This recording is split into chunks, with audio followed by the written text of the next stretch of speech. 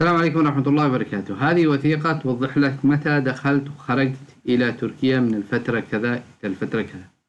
تمام. يقول لك دخلت من عبر مطار اسطنبول في تاريخ كذا، وخرجت في كذا، دخلت في كذا وخرجت في كذا الساعة كذا. المهم يوضح لك كامل تفاصيل حركة في الدخول والخروج من مطار اسطنبول. تمام.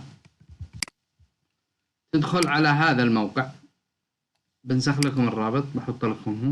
تجي تدخل أو تكتب هذه الكلمة في مربع البحث، تعمل مربع البحث، بحط لكم الكلمة، بطلع اختار أول واحد، اختار أول واحد، بيدخلك لهذه الصفحة.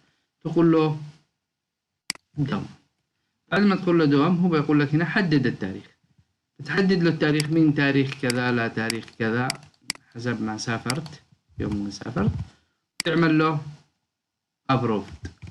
يقول لك لمن انت تشي توجهه، بتحدد له هنا لمن تشي توجه انت، توجه لهذا ولا لهذا، لمن بتوجه هذه هذا او غير. وبعدين تعمل يعني الان نترجم، يقول لك الوثيقة هذه شركة الاتصالات، تعمل له انشاء باور كود، بينشئ لك باور كود هذا في بكامل تفاصيل، تحمله وتستعلم تخرج كذا يكون معك نسخة من دخولك وخروجك إلى تركيا.